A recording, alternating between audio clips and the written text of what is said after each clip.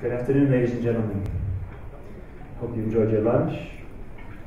Welcome to this breakout session focusing on packaging and integral to supply chain efficiency.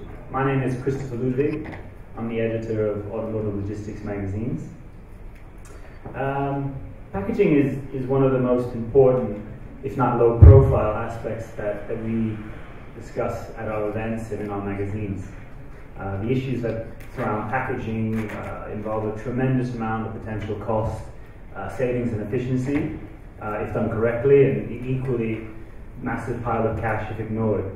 Whether it's maximizing container and cube utilization, something that's essential to both manufacturers and logistics providers, or protecting parts, ease of line-side handling, returnable container pooling. There's a lot of important issues here.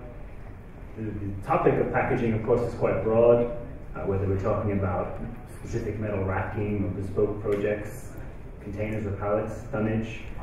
In this session, I think we're gonna cover a broad range of topics, maybe with a little bit of focus in particular on some returnable packaging.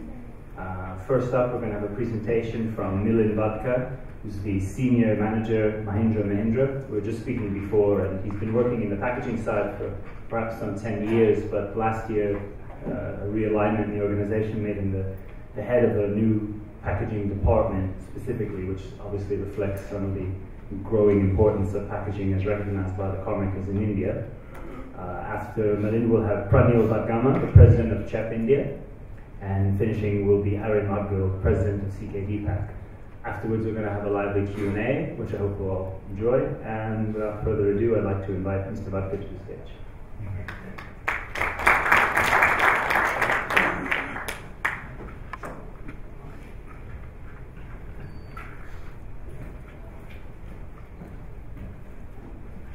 Thank you, Christopher. That was a nice introduction. Good afternoon, ladies and gentlemen. Mahindra & Mahindra realized the importance of part packaging, and hence the COE packaging function established last year for improvement and standardization of packaging. And I'm heading this function in automotive division. In next few minutes from now, I'm going to focus on how Mahindra looks at its inbound supply chain, its efficiency and effectiveness, and ways to improve this with some case studies.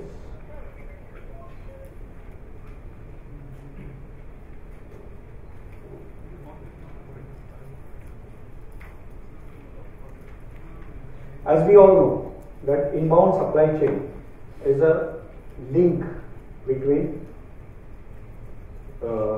it is a link between raw material supplier and the end user or vehicle manufacturing plant, creating a flow of goods from raw material supplier to component supplier to warehouse, 3PL warehouse, and 3PL warehouse to the vehicle manufacturing plant.